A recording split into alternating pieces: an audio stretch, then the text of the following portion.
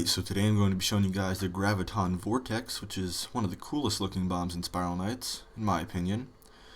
And as we take a closer look at the bomb, one of its main features is that creepy eye right in the center. The bomb also has some little orbs rotating around it, and it has a spinning aura, a faint one, going around it.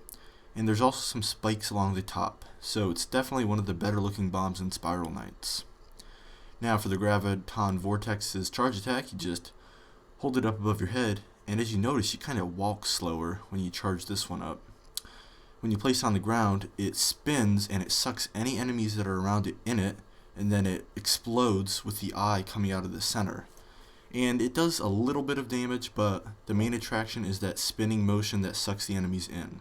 And now I'll take a closer look at the bomb's stats and some of its features. So the Graviton Vortex deals pure shadow damage, and the bomb also has a movement speed decrease for whenever you charge it. Now, most bombs you can't even notice a movement speed decrease, but you definitely can on this one, and you need to take that into consideration whenever you plan on using it. Now, the bomb is great for both solo and party players, which we'll touch on a little bit later. So, since the bomb deals shadow damage, it's great for the Gremlin and the Slime family. And as we see here, we'll lay it down in the midst of these jellies and groups them all up together pretty good.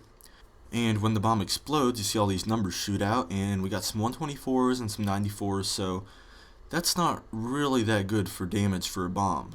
But the main reason you get a vortex bomb is because of that vortex effect. So the good way to use this bomb is to group the enemies up and then slash your charge attack through them. And as you can see, it definitely looks like there's being a lot of damage dealt out. And we went from 17 angry jellies to 5, so with that technique we were able to get rid of 12 jellies in just one go, so that's crazy. Now, using this bomb with a group is even better because you can concentrate on placing the bomb, and your team member only has to concentrate on just slashing through them and dealing tons of damage. So it's great either solo or with other players.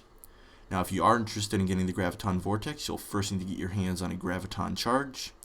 Once you have that, you can take it to a Graviton Bomb, and finally you can take your Graviton Bomb to a Graviton Vortex. And thanks for watching, guys. I'll see you in Spiral Knights. Now, chances are, if you're watching these videos, you're interested in Spiral Knights content.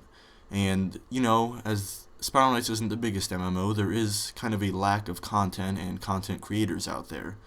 But there has been this podcast that started up recently, sort of recently, and their podcast is community driven, which means they take suggestions for topics from you guys.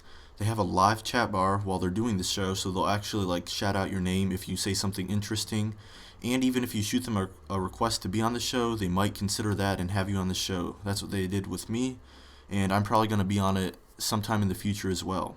And they record their show every week live, or if you can't listen to it live, you can also pick up the downloadable version. And I've found that if I play this podcast in the background while I'm playing Spiral Knights, you can learn a lot about Spiral Knights while you play it, so you know, very interesting stuff, and you should definitely check it out. There will be a link to that in the description.